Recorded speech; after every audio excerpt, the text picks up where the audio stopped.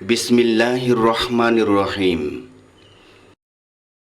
আল্লাহ পাকের নির্দেশিত পথে চলার লক্ষ্যে যুগ যুগে যত নবী রসুল দুনিয়ায় পাঠাইয়াছিলেন, সকল নবীদের নবী আমাদের প্রাণপ্রিয় নবীজিকে অতি মর্যাদাবান করে মানুষগুলোকে অন্ধকার থেকে আলোর পথে আনার লক্ষ্যে এ ধরায় পাঠাইয়াছিলেন।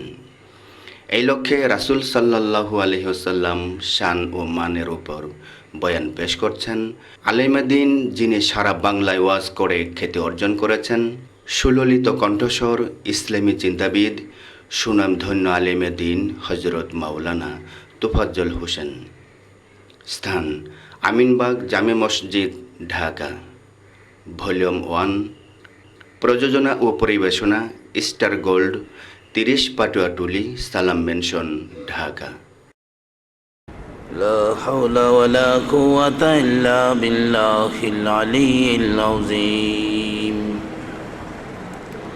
أستغفر الله ربي من كل ذنب وأتوب إليه. لا حول ولا قوة إلا بالله العلي العظيم. السلام عليكم ورحمة الله وبركاته. الحمد لله نحمده ونستعينه ونستغفره ونؤمن به ونتوكل عليه ونعوذ بالله من شرور أنفسنا ومن سيئات أعمالنا. من يهده الله فلا مضل له ومن يضلله فلا هادي له. ونشهد أن لا إله إلا الله وحده لا شريك له. ونشهد أن محمدا عبده ورسوله. فقد قال الله تعالى في كلامه المجيد والفرقانه الحميد. أعوذ بالله من الشيطان الرجيم. بسم الله الرحمن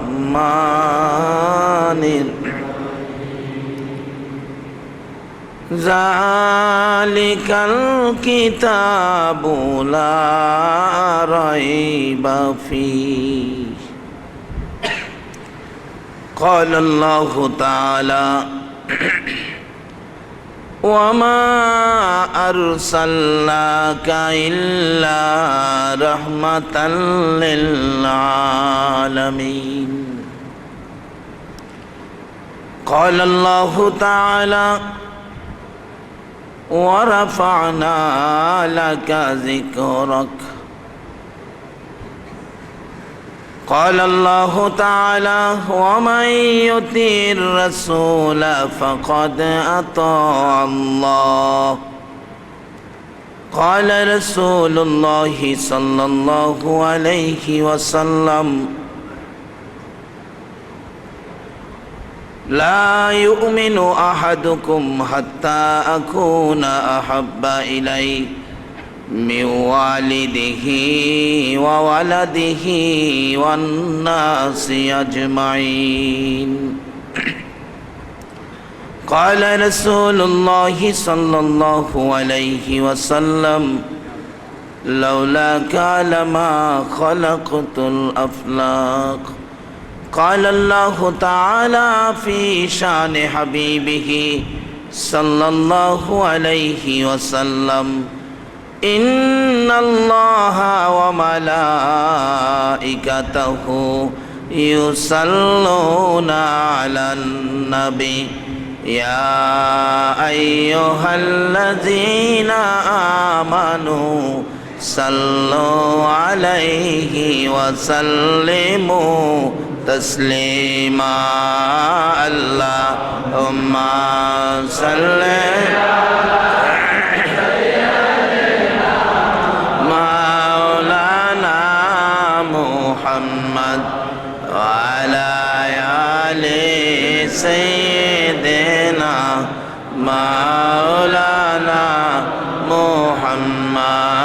আল্লাহুম্মা সাল্লি আলা সাইয়্যিদিনা মাওলানা মুহাম্মদ ওয়া আলা আলি সাইয়্যিদিনা মাওলানা। নবীর মায়া ছেড়ে মানুষ কোথায় আছো বুঝি না, তোমার মায়ায় কান্দে নবী, তোমার মায়ায় কান্দে নবী, শুয়ে সোনার মদিনা। আল্লাহুম্মা সাল্লি আলা সাইয়্যিদিনা মাওলানা মুহাম্মদ ওয়া আলা আলি সাইয়্যিদিনা লা ইলাহা ইল্লাল্লাহ, লা ইলাহা ইল্লাল্লাহ, লা ইলাহা ইল্লাল্লাহ, লা ইলাহা। রোজ হাশরের বন্ধু যিনি, রোজ হাশরের বন্ধু যিনি, সে তো মুদের কৌসর ওয়ালা। লা ইলাহা ইল্লাল্লাহ, ও লা ইলাহা ইল্লাল্লাহ, ও লা ইলাহা ইল্লাল্লাহ, ইলাহা ইল্লাল্লাহ মুহাম্মাদুর রাসূলুল্লাহ সাল্লাল্লাহু আলাইহি সাল্লাম। সম্মানিত আজকের এই আমিনবাগ জামে মসজিদ পরিচালনা কমিটি কর্তৃক আয়োজিত 12 দিন ব্যাপী পবিত্র ঈদে মিলাদুন নবী সাল্লাল্লাহু আলাইহি সাল্লাম উদযাপিত এই অনুষ্ঠানের মাননীয় সভাপতি সাহেব, অতি সম্মানী ঐতিহ্যবাহী মসজিদের সুযোগ্য খতিব, এই মসজিদের সুযোগ্য ইমাম, উপস্থিত আছেন নাইবে নবী, দিগার উলামায়ে কেরাম, বাবার বয়সের মুরব্বিয়ানে এজাম, দিনদার ইমানদার যুবক ভাইয়েরা, পর্দার আড়ালের মা ও বোনেরা, সকলের প্রতি আমার সালাম। আসসালামু আলাইকুম ওয়া রাহমাতুল্লাহি ওয়া বারাকাতুহু। এমন এক অনুষ্ঠান আজকে আপনাদের মসজিদে, যে অনুষ্ঠানটার নাম মিলাদুন নবী সাল্লাল্লাহু আলাইহি ওয়াসাল্লাম।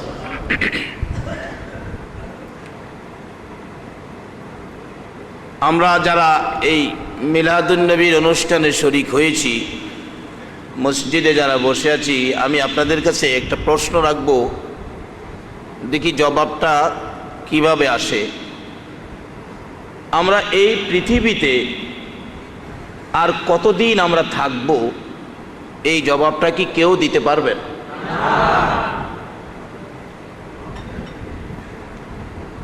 এই পৃথিবীতে আমরা কতদিন থাকব, এই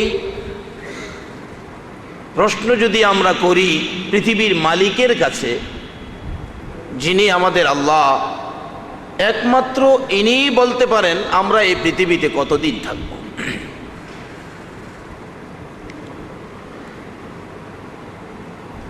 পৃথিবীতে কতদিন ঘুমাবো, কতদিন কি খাবো, এরকম কিছু বলার ক্ষমতা আমাদের নাই। সব কিছু বলার ক্ষমতা হলো ওই মালিকের, যিনি হলেন আল্লাহ। তাইলে আমরা এই পৃথিবীতে একদিন ছিলাম না। আজ থেকে 150 বছর আগের কোনো মানুষ যদি আমরা এই মসজিদে তালাশ করি, বলুন পাওয়া যাবে কি? আজ থেকে বাকি 150 বছর পরে যদি আমাদের কাউরে আমরা কেউ তালাশ করি, বলুন পাওয়া যাবে কি? এই পৃথিবীতে এমন এক সিস্টেম করেছেন ইনি হলেন আল্লাহ। এই আল্লাহ এই সিস্টেম করে পৃথিবী চালাইতেছেন, যার সিস্টেমের মধ্যে পৃথিবীর কোনো শক্তি সিস্টেম করে একটু সময় রদবদল করার ক্ষমতা নাই। যেমন সূর্য উঠতেছে, ডুবতেছে, সূর্যের পাওয়ার বড় করা, বলুন পৃথিবীর কেউ কি পাওয়ারটা কমায়া দিতে পারবে? চন্দ্র উঠতেছে, ডুবতেছে, মালিকের বিধান অনুযায়ী আমাদের সুবিধার জন্য কেউ এর মধ্যে বেশ কম করার ক্ষমতা নাই। যদিও করতে যাই তাহলে আমাদের মধ্যে ভেজাল ঢুকে। গত বছর রমজানে আমাদের ভৈরব এলাকায় 32 রোজা করা হয়েছে। কাজী নিজেদের সিস্টেম ব্যবহার করতে গেলেই আমাদের মধ্যে ভেজাল ঢুকে। এই সুন্দর সিস্টেম করে চালাইতেছেন যিনি, বলুন এই মালিকটাকে? এই সমস্ত কিছু সৃষ্টি করলেন কে? চলুন আমরা এই মালিককে প্রশ্ন করি, আল্লাহ এত কিছু সৃষ্টি আপনি কেন করলেন? কি দরকার ছিল? আজকে আমরা ঢাকাতে বাড়ি করলে জিজ্ঞেস করলে বাড়িটা এইভাবে সুন্দর করে করতেছেন কি ব্যাপার? দেখবেন মুরব্বী বলবে, বাবারে আমারে 5টা ছেলে দিছে আল্লাহ, মনে বড় আশা 5টা ছেলেরে যদি 5টা বাড়ি করে দিয়ে মরতে পারতাম তাহলে মনে হয় আমার কবরে গিয়েও শান্তি পাইতাম। ছেলে আছে বিদায় বাড়ি করার চিন্তা। তা আমার আল্লাহ কার জন্য এগুলি করলেন? ঢাকার শহরের কোনো একটা মার্কেট থেকে তো আমার আল্লাহ একদিন 10টা টাকা ভাড়া নিতেও আসে নাই। ইচ্ছে করলে বলতে পারতেন এই জায়গা আমার জমিনে তোমরা ভাড়া বাসা বাড়ি করেছো, আমারে কিছু ভাড়া দাও। বলুন কোনোদিন কি আল্লাহর পক্ষ থেকে এই রিপোর্ট কি কারো ঘরে আসছে? তাহলে আল্লাহ এগুলি কেন করলেন? নিশ্চয়ই এর মধ্যে কোনো কারণ আছে। কারণটা যদি আমরা জিজ্ঞেস করি, আল্লাহ রাব্বুল আলামিন হাদিসে কুদসি দিয়ে আমাদের প্রশ্নের জবাব দিবেন, লাউলা কালামা খলাকতুল আফলাক। আমার এই সমস্ত কিছু সৃষ্টির কারণ হলো আমার বন্ধু, আমার দোস্ত, আমার হাবিব, যাকে সৃষ্টি না করলে সৃষ্টিকুলের কিছুই সৃষ্টি করতে পারে না। এই ব্যক্তিকে কেমন? আজকে কারা সেই মিলাদুন নবীর আয়োজন করেন প্রত্যেক বছর? হযরত আবু বকর সিদ্দিক রাদিয়াল্লাহু তাআলা আনহু বলেছেন, যারা এই নবীর আগমনে মিলাদের উপর আনুষ্ঠানিকভাবে আনন্দের সহিত অনুষ্ঠান করে সামর্থ্য অনুযায়ী 1 দিরহাম টাকাও যদি খরচ করে নবীর আগমনে মিলাদের মধ্যে, আবু বকর বলেন আমি তাকে না নিয়ে আল্লাহর জান্নাতে আমি যাব না। আচ্ছা, আপনাদের ধারণা কি আবু বকর নিজে জান্নাতে যাইতে পারবেনি? আল্লাহ ঘোষণা দিয়েছে, বন্ধু তোমার উম্মত আবু বকর যতক্ষণ পর্যন্ত আমার বেহেশতে পাও না দিবে ততক্ষণ পর্যন্ত কোন নবীর উম্মত বেহেশতে যেতে পারবে না। এটা আমার আল্লাহর ঘোষণা। আমার নবীর ঘোষণা কত? যে আবু বকর মিলাদুন নবীর পক্ষে ছিলেন, নবীকে ভালোবাসতেন, বহু ভালোবাসার স্মৃতি আবু বকরের মধ্যে। তারপর আবু বকর যেদিন দুনিয়ার থেকে বিদায় হবেন, উনি বলেছিলেন আমি মারা গেলে তোমরা আমাকে গোসল দিয়ে কাফন দাফন পর জানাজা শেষে আমি আবু বকরের দেহটা নবীজির রওজার পাশে রাইখা একজনে ডাক দিও, নবীজিকে প্রশ্ন করো যে হুজুর আপনার আবু বকর আপনার পায়ের নিচে রাখলাম, আপনি বলেন আবু বকরকে কোথায় দাফন করব? আচ্ছা, আমরা কি কোনোদিন কেউ মারা গেলে আত্মীয় স্বজন কোনো আত্মীয় স্বজনের কাছে কবরের পাশে যায় এরকম কথা বলার সুযোগ আছে? কিন্তু আমরা যেই নবীর উপর মিলাদুন নবী করতে যাচ্ছি, এই নবীর দরবারে এই কথা বলার অধিকার আমাদের আছে এবং এই কথার সুযোগও রয়ে গেছে। গোসল শেষে কাফন দিয়ে জানাজা শেষ করে আবু বকরের দেহ মোবারক, আবু বকরের দেহখানি নবীজির রওজার পাশে রেখে হযরত আলী রাদিয়াল্লাহু তাআলা ডাকতেছেন, ইয়া রাসূলুল্লাহ আপনার আবু বকর আপনার পায়ের নিচে হাজির, বলুন কোথায় দাফন করব। আবু বকর আপনার পায়ের নিচে রাখলাম, আপনি বলে দেন কোথায় দাফন করব। সাহাবীরা তাকিয়ে আছে, কি জবাব আসে, কিন্তু কোনো জবাব তো আসলো না। আবার ডাক দিলেন, ইয়া রাসূলুল্লাহ, আপনার আবু বকর, আপনার হিজরতের সাথী, গুহার সাথী, যে আবু বকর গুহার মধ্যে 3 বার করে সর্পের দংশনে মৃত্যুর মুখে চলে গিয়েছিল, আপনি নবীকে ঘুম ভাঙায় নাই, কষ্ট দেয় নাই, সেই আবু বকর আজকে আপনার পায়ের নিচে, বলুন কোথায় দাফন করব। কোনো জবাব নাই। তৃতীয়বার হযরত আলী রাদিয়াল্লাহু তাআলা চোখের পানি ছেড়ে ছেড়ে কাঁদতেছেন আর বলতেছেন, ইয়া রাসূলুল্লাহ, আবু বকরের বেলায় যদি কথা না বলেন, আমি আলীর বেলায় জানি কি হয়। এমন সময় দেখা গেল নবীজির রওজা মুবারক থরথর করে কাঁপতেছে। সকল সাহাবীরা রওজা পাকের দিকে নজর দিয়ে কান পেতে রাখলেন, ব্যাপার কি, ঘটনা কি। শোনা যায় মায়ার সুরে রওজার ভিতর থেকে আওয়াজ আসতেছে, আলী, আলী রে, পাগলামি করিস না, কই আমার আবু বকর, আমার আবু বকরকে আমার পাশেই দাফন করে দে। তো আজকে এই কাজগুলি আপনারা করার জন্য এই ঐতিহ্যবাহী শান্তিনগরের আমিনবাগ জামে মসজিদে প্রত্যেক বছর এই অনুষ্ঠানগুলি করেন। যে অনুষ্ঠানে নবী ডাইকা ঢাইকা নিজের পাশে শোয়ান, সেই কাজ করলে আবু বকর বলছেন, আমি আবু বকর ওই মিলাদের পক্ষে যারা 1 দিরহাম টাকা খরচ করবে, তাকে সঙ্গে না নিয়ে আমি আবু বকর বেহেশতে যাব না। তাই আজকে সেই আয়োজন করার তৌফিক এবং সেই আয়োজনে আপনাদেরকে আসার তৌফিক যে আল্লাহ দিলেন, সে আল্লাহর শুকর আদায় করে সকলে বলুন আলহামদুলিল্লাহ। বাবারা ভাইয়েরা, আলহামদুলিল্লাহর আওয়াজ আরো সুন্দর করতে হবে। আমরা আখিরি নবীর উম্মত। আমি আপনাদের কাছে জানতে চাই, আমরা যে নবীর উম্মত, আমাদের এই নবী কি ছোট নবী না বড় নবী? আচ্ছা দেখি তো, আপনারা যে মিলাদুন নবীতে আসছেন, নবীরে চিনছেন কিনা? আচ্ছা বলুন তো, এই নবী কত বড় নবী? মাশাআল্লাহ। আসলে শহরের মানুষ গ্রামের মানুষের চাইতে খুব চালাক। আর যেখানে ইমাম সাহেব হুজুর আছেন, তারপরে আন্তর্জাতিক ব্যক্তিত্ব, সারা বাংলার পরিচিত জনাব আমার শ্রদ্ধাভাজন বন্ধুবর কাফিল উদ্দিন সরকার সাহেব যেখানে আছেন, আসলে আপনাদের জ্ঞান গরিমাই অন্যরকম। গ্রাম এলাকায় মাহফিলে গেলে হাজার হাজার মানুষ, 20,000 30,000 মানুষ, কিন্তু তারা জবাব দেয়, হুজুর আমাদের নবী তো অনেক বড়, অনেক বড়। এই কথাটা আমার নবীর বড়ত্বের বেলা হয় না। একটা মসজিদ বড় দেখলেও তো মানুষে বলে মসজিদটা অনেক বড়। আচ্ছা বলুন, আমাদের নবী কি মসজিদের সমান বড়? আসলে এই নবী যে কত বড়, আজকে যেই নবীর শানুমান শোনার জন্য আপনারা বসে আছেন, আমার সাবজেক্টও হলো নবীজির শানুমান। সুবহানাল্লাহ বলো। আমার আল্লাহ বলেন, এই নবী যে কত বড় নবী, আমরা যে কত বড় নবীর উম্মত। আল্লাহ নিজে বলতেছেন, আমার এই নবী যে কত বড় আমি আল্লাহই জানি, কোনো মাখলুক জানে না। কোরআন শরীফে আল্লাহ একটা ঘোষণাও দিয়ে রাখলেন এই প্রসঙ্গে। আল্লাহ বলছেন, বন্ধু তুমি যে কত বড় আমি আল্লাহ জানি, কোনো মাখলুক জানে না। তাই ঘোষণার দ্বারা বুঝাইলেন, শোনো বন্ধু তুমি কত বড়, আমি আল্লাহ যত জায়গায় রাব্বুল আলামিন, তুমি নবী হইলে তত জায়গায় রাহমাতাল লিল। এত বড় নবীর উম্মতের আওয়াজ যদি এত ছোট হয়, এই জন্যই আমরা রে ঘূর্ণিঝড় সিজরে মারে। এই নবীর পরিচয় দেন, এই নবীর পরিচয় সেট করেন, কোথায় যাবেন? হযরত ওমর ফারুক রাদিয়াল্লাহু তাআলা আফ্রিকার জংলায় গিয়ে উঠছে সাথীদেরকে নিয়ে।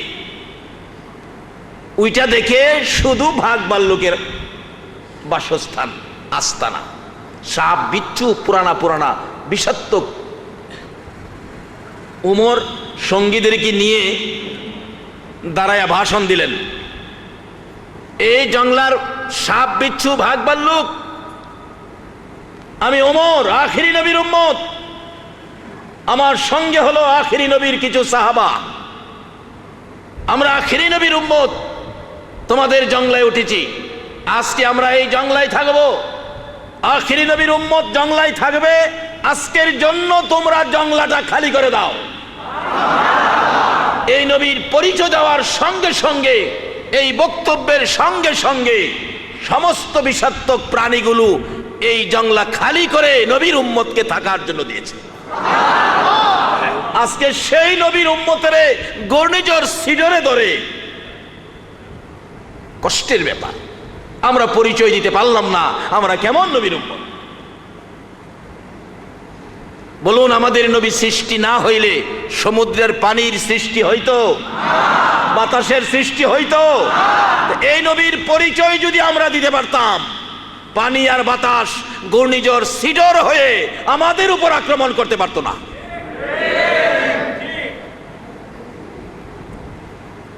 তার বাস্তব, এই নবীর উম্মতে আঙ্গুল ইশারা করলে পানি উঠে। হযরত ওমর ফারুক রাদিয়াল্লাহু তাআলা আনহুর জীবনী। ওমর যখন মদিনার শাসক, মিশর রাজ্য জয় হওয়ার পর মিশরের গভর্নর নিযুক্ত করলেন। মিশরে একটা প্রথা ছিল, নীল নদের পানি এক মায়ের এক মেয়ে কুমারী দিয়ে নীল নদ থেকে পানি আনতে হইত। এক মায়ের এক মেয়েকে সাজায়া সুসজ্জিত করে নদীতে নিক্ষেপ করলে নীল নদের পানি আসতো। কিন্তু মুসলমানদের আয়ত্তে আসার পরেও তারা ওই আগের সিস্টেম চালু রাখলেন।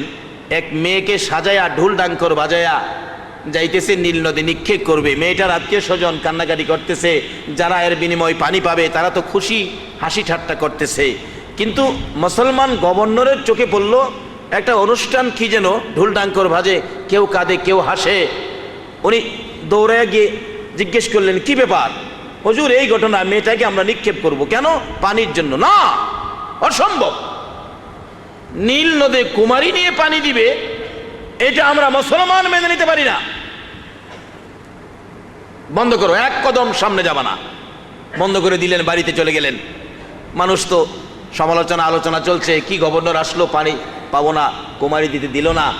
গভর্নর সাহেব চিঠি লিখলেন মদিনায়, আমিরুল মুমিনিন, খলিফাতুল মুসলিমিন, এখানে এই প্রথা চলতেছিল, কুমারী দিয়ে নীল নদের পানি আনে, আমি এটা বন্ধ করে দিলাম, কাজটা আমি কি করলাম? ওমর বলেন, যা করেছো ঠিক করেছো। নীল নদের এত কি ক্ষমতা সেই কুমারী নিয়ে পানি দিবে? দাঁড়াও, আমি নীল নদের কাছে আমি ওমর চিঠি পাঠাইতেছি। বলুন, পৃথিবীর এমন কোন শক্তি আছে কিনা চিঠি দিয়ে নদীর পানি আনতে পারে? একমাত্র ওই ব্যক্তি আনতে পারে যারা চিনেছে, যাদের কাছে আছে ওই নবী, নবী মুহাম্মদুর রাসূল। ওই নবীকে যারা চিনেছে, নবীর পরিচয় যাদের মধ্যে আছে, তাদের হাতের চিঠি পাইলে নীল নদের পানি আসতে হয়। ওমর চিঠি লিখে দিলেন, চিঠি পৌঁছে গেছে, নীল নদের চিঠি, বিসমিল্লাহির রহমানির রহিম। চিঠির নমুনা দেখেন, কি লিখলো? বিসমিল্লাহির রহমানির রহিম। আজকে আমরা মুসলমান তো এই শব্দটা ব্যবহারই করি না, মুখে তা যাই তাই ব্যবহার করি। আর বর্তমানে যুবকেরা, আগেকার দিনে মুরব্বীরা চিঠি লেখে, চিঠির প্রথমে লিখতেন বিসমিল্লাহ, অথবা লেখছে এলাহি ভরসা। মুরব্বীরা চিঠি লেখে এলাহি ভরসা। এখনকার দিনে চিঠি লিখতে কি রং বেরঙের কাগজ, পেট বেরিয়ে গেছে, পেটের উপরে লেখা আছে তোমাকে ভুলি নাই, ভুলে নাই বলে ভুলাইব। সিস্টেম এ নয়, মুসলমানদের সিস্টেমের আওতায় আসুন। ওমর চিঠি লিখেছে বিসমিল্লাহির রহমানির রহিম। এই দরিয়াই নীল, আমি ওমর আল্লাহর নামের উপর চিঠি পাঠাইলাম। লম্বা চিঠি, সংক্ষেপ। চিঠি পাওয়া মাত্র তোমার পানি প্রবাহিত হইতে হবে।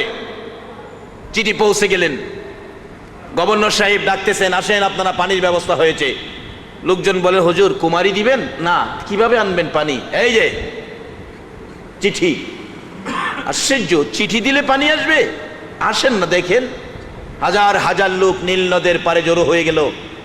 ওমর ফারুক রাদিয়াল্লাহু তাআলা আনহুর চিঠি নীল নদের পানির কাছে পৌঁছতে দেরি, আল্লাহর কসম মুহূর্তের মধ্যে পানি আসতে শুরু করে দিল, দেরি হল। সেই ওমর চিনতেন এই নবীকে, যেই নবীকে কটাক্ষ করলে যেই নবীর শান ও মানের উপর বেয়াদবি করলে আপন পিতার কল্লা কেটে দিয়েছিলেন। আজকে আমরা চিনি না সেই নবী। যদি এই নবীর পরিচয় দিতে পারেন, বাঘের কাছে বাঘ আপনাকে সালাম দিবে। বহু ঘটনা আছে। আজকে সেই নবীর উম্মতের বিপদ কেন? ঘূর্ণিঝড় সিডর কেন? পানির স্বভাব হলো, পানির স্থান হলো সমুদ্রে থাকবে, নদীতে থাকবে, মানুষ বাড়িতে থাকবে। আজকে পানি কেন মানুষের বাড়িতে আসে? মানুষ কেন সমুদ্রে ভাসে? চিনলাম না এই নবীকে, যেই নবীর শান ও মান আমার আল্লাহ সমস্ত মাখলুকাতের কাছে এক শব্দে ঘোষণা করে দিয়েছে, ওমা আরসালনাকা ইল্লা রাহমাতাল লিল আলামিন। বলতেছিলাম সেই নবীকে আমাদের চিনতে হবে। যদি নবীকে চিনতে পারেন তাহলে কোথাও কোনো সমস্যা হবে না। তাইলে নবীকে চিনতে গেলে আমি প্রশ্ন রাখলাম, আমাদের নবী কত বড়? মাশাআল্লাহ, আপনারা সুন্দর উত্তর দিয়েছেন। এ নবীর বরত্বের ঘোষণা আল্লাহ নিজে দিয়েছেন। বন্ধু, আমি আল্লাহ যত জায়গায় রাব্বুল আলামিন, তুমি নবী তত জায়গায় রাহমাতাল লিল আলামিন। এত বড় নবীর উম্মতের আওয়াজ যদি একটু সুন্দর না হয় তাহলে নবীর উম্মতের ইজ্জত থাকে না। কারণ এই নবীর উম্মতের তো ইজ্জত, এই নবীর উম্মত হওয়ার পরে আপনাদের ইজ্জত কত? হযরত আদম আলাইহিস সালাম থেকে শুরু করে ঈসা আলাইহিস সালাম পর্যন্ত আজকে আমরা নবীর শান ও মান শুনতে রাজি না। নবীর শান ও মান কিভাবে আমরা এই সমাজে তুলে ধরতে পারি এই আয়োজন করতে রাজি না। নবীর শান ও মানের কোন দিকে যাবেন? নবীর শান ও মান বলে শেষ করার কোনো পথ নাই। নবীর উম্মতের শান ও মান কত? হযরত আদম আলাইহিস সালাম থেকে শুরু করে ঈসা আলাইহিস সালাম পর্যন্ত সকল নবী রাসূল এই নবীর উম্মতের শান ও মান গায়ে গেছে।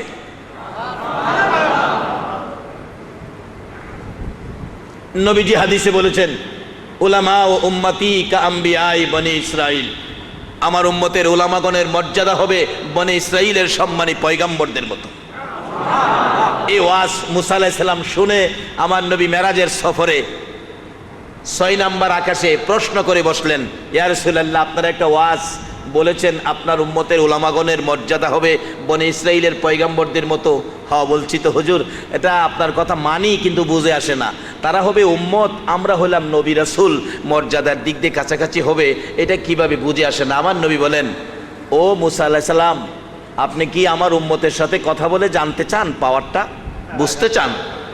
খুব তো ভালোই হয়, একটু দেখা করে দেখি আপনার উম্মতের সাথে দেখা করে।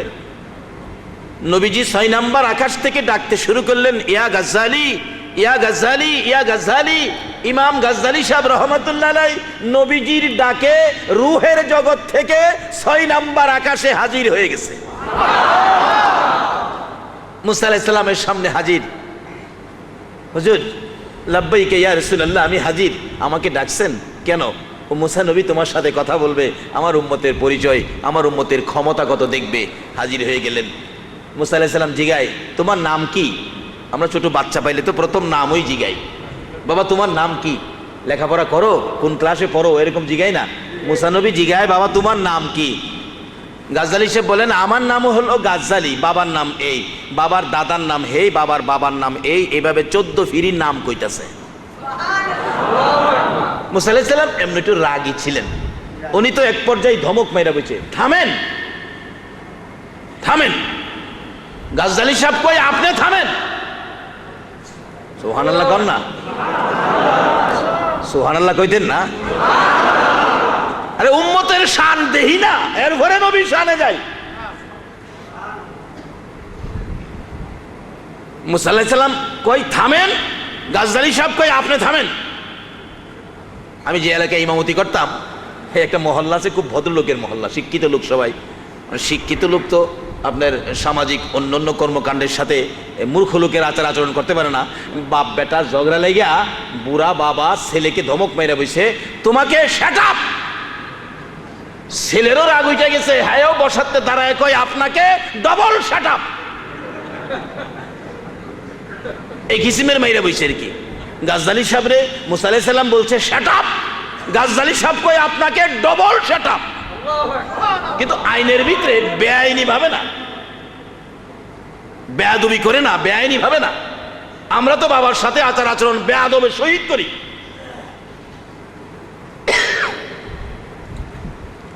মুসা আলাইহিস সালাম জিগায়, আমি থামবো কেন? কয়টা আমারে থামান কে লিগা? কয় তোমারে থামাই যে তোমারে জিগাইছি তোমার নাম কি, একটা কথা জিগাইছি, তুমি বললেই হয় আমার নাম গাজ্জালি। তুমি তোমার নাম, বাবার নাম, দাদার নাম, দাদার বাবার নাম, বাবার দাদার নাম, 14 পীরের নাম কইতেছো, আমি কি তোমারে এতগুলো জিগাইছিলাম? গাজ্জালি সাহেব বলেন, হুজুর এই জন্য রাগ হয়ে গেলেন? একটা জিজ্ঞেসেন, কয়েকটা বেশি বললাম এই জন্য? তা আমিও সৃষ্টি, আপনিও সৃষ্টি। আমি একটা কথা জিগাইলেন আমাকে, আপনি দুইটা বেশি বললে আপনার রাগ উইটা গেল।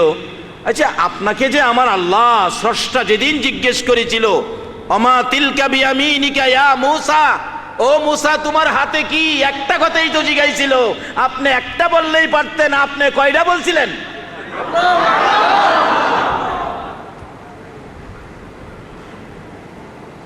বাবারা ভাই, আসুন এই নবীকে চিনি, তাহলে কোনো বিপদ থাকবে না। নবীর উম্মতের পাওয়ার কত।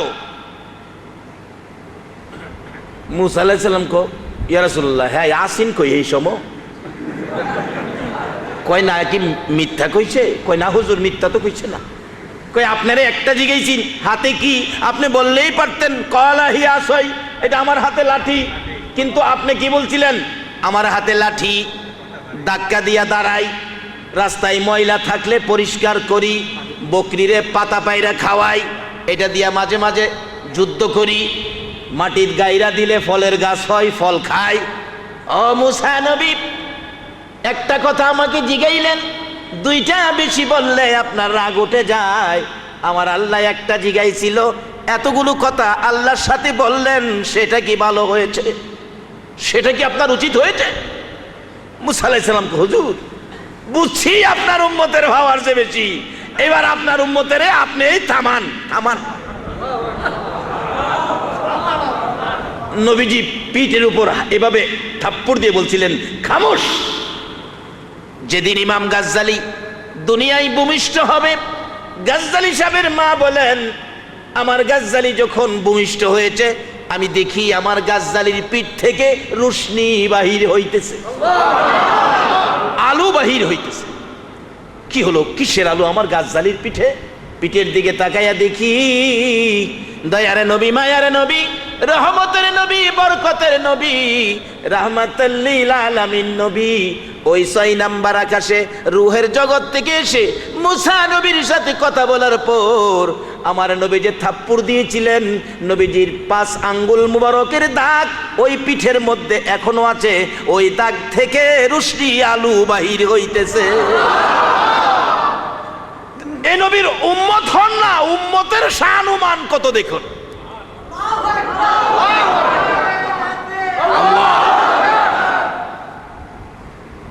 আবার লম্বা ঘটনা, শুধু উম্মতের শানুমান, প্রত্যেকটা নবীর ঘটনা তালাশ করতে গেলে, হযরত নূহ আলাইহিস সালামের কিস্তির ঘটনা আপনারা শুনছেন।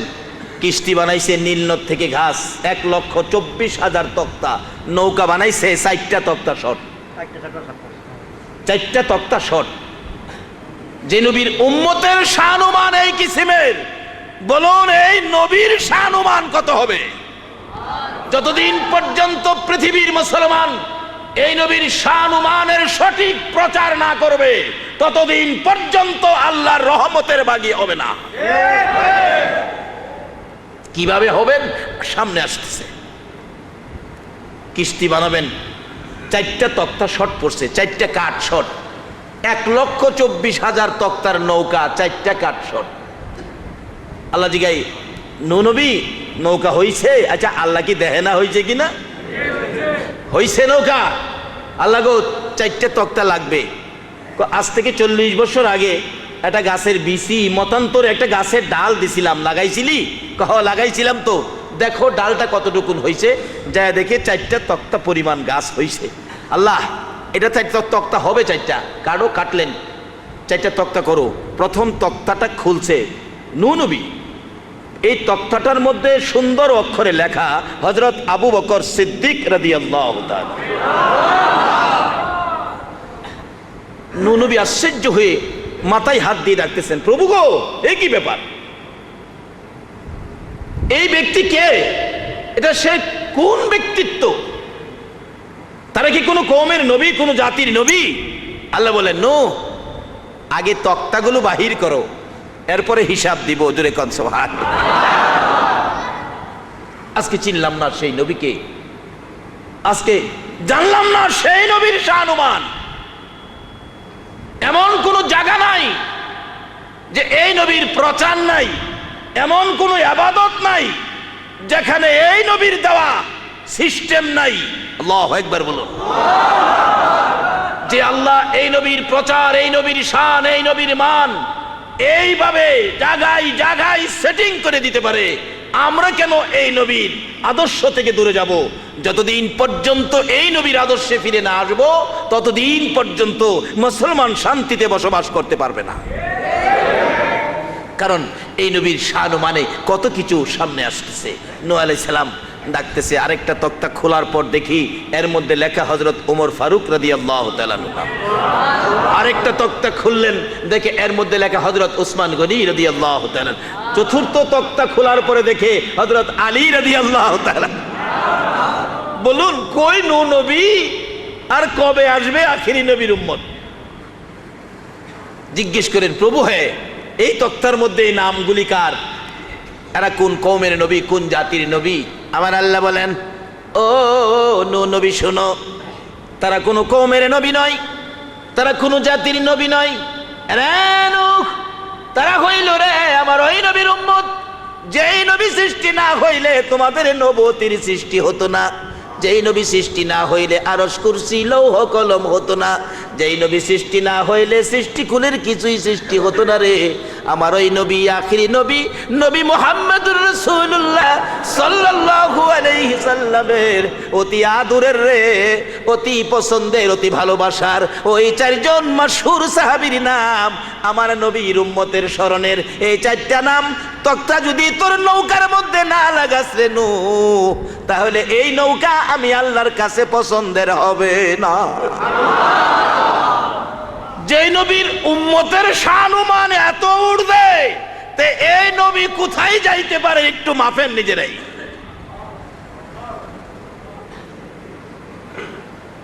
তাই এই শানে আমি একটা গজল বানাইছি, কমু কমু। নবীজির গোলামের, নবীজির আশিকের কোনো চিন্তা নাই,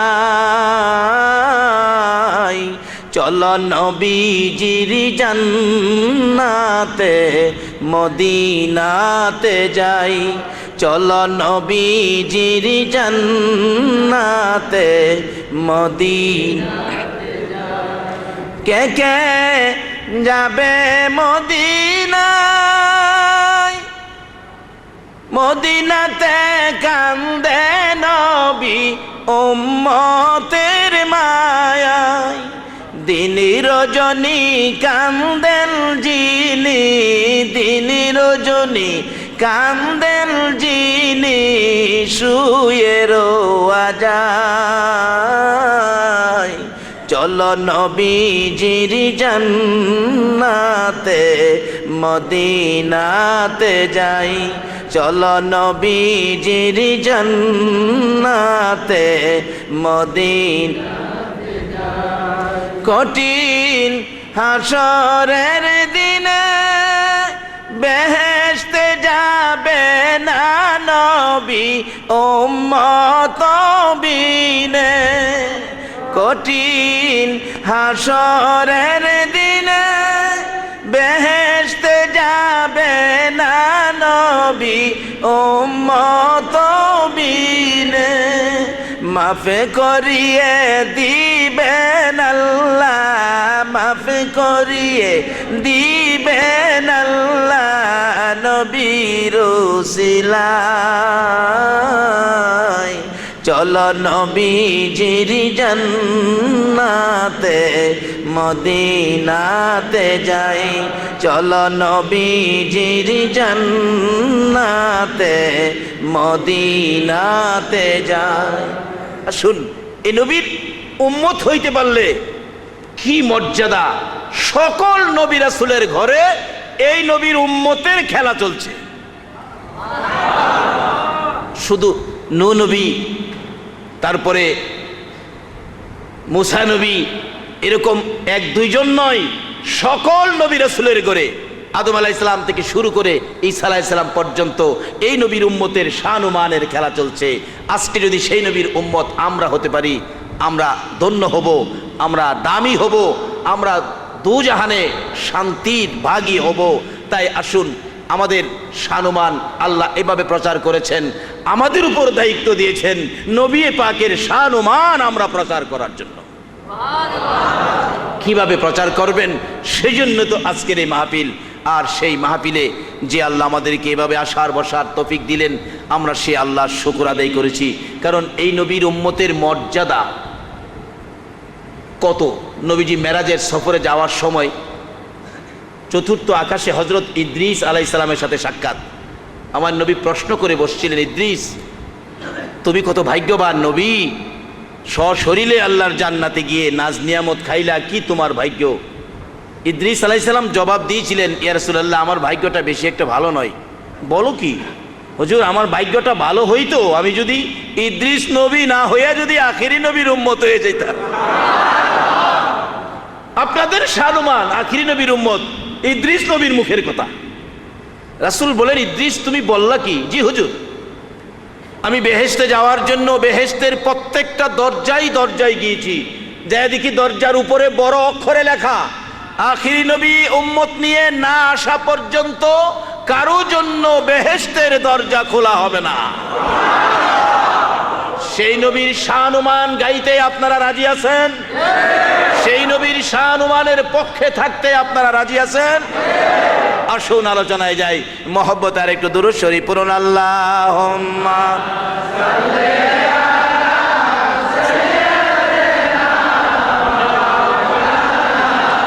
মুহাম্মদ ওয়া আলা আলি সাইয়্যিদিনা মাওলানা মুহাম্মদ। আল্লাহুম্মা সাল্লি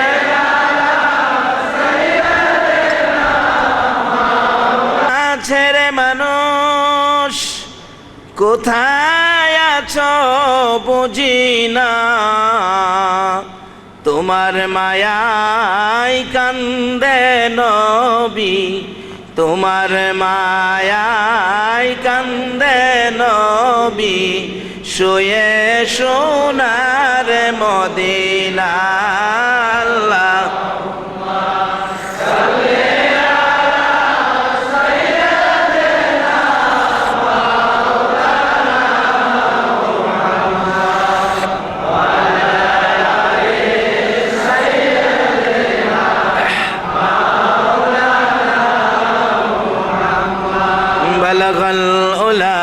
بكماله كشف الدجى بجماله حسنت جميع خصاله صلوا بلغ العلا بكماله كشف الدجى بجماله حسنت جميع خصاله صلوا